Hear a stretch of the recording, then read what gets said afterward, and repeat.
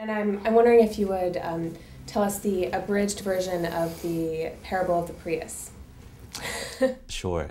The Toyota Prius is not the car of the future.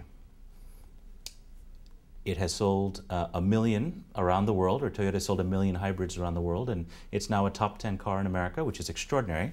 But what we chronicle in the book is two things. One, it's a story about Toyota and how Japanese car companies generally, but Toyota in particular, has managed to rise to the top of the global heap to become number one by making investments in the long term, by thinking about trends like geopolitics, will the oil run out, what are the environmental implications, will the world move on climate change, and rather than being held captive to short-term interests like Detroit, we've seen whether it's shareholder returns for the next quarter, lining the pocketbooks of the family that owns the company or the wealthy investor, or looking out for union benefits for a particular set of people who are now happen to be lucky enough to work at a company.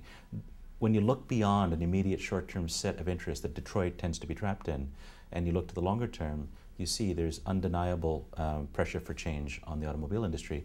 Toyota invested, took a risk on very unproven, expensive technology with the Prius, and came up with a great breakthrough. Now, why do I say it's not the car of the future? It's because it still uses a lot of gasoline.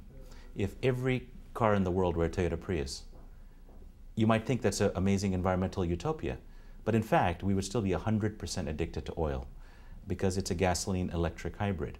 The right way to look at it is it's a stepping stone. The software, the electronics, the command control systems, all the really clever stuff that they've got in there, the battery, this is the platform for all the cars of the future. And the car of the future is going to be much more electronic, much more capable of switching from one fuel to the other in real time. So I think that's the real future, is the smart, sophisticated, really cool, sexy car of the future that's going to be able to switch between fuels. And you know what? One of them might be gasoline. But that's okay. If you use your gasoline tank only once a month or once in 2 months, most of the time you're on electricity because you have a plug-in, or if you're in the Midwest, you have ethanol. You can do flex fuel between ethanol. In the long run, it might be hydrogen. All of them are made more efficient if you use a hybrid drive, every one of those fuels. That's the genius of the Toyota, and that's the parable of the Prius. If you had to pinpoint as specifically as possible, where exactly will the car of the future come from? I can guarantee there is no single car of the future. I can promise you, anybody who tells you it's ethanol, that's the way to go, corn ethanol, they're promoting some agenda.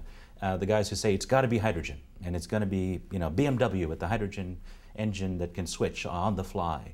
That's a cool car. I've driven it on the Autobahn just a few weeks ago. Am I going to say that's the car of the future? I would say, well, don't hold your breath. I see a future going beyond the mistakes of the past where we used to pick winners. We used to say, okay, it's got to be wind, or no, it's got to be solar. The future is much more likely to be a portfolio of technologies. And different parts of America and different parts of the world will use energies that are suited to their local conditions.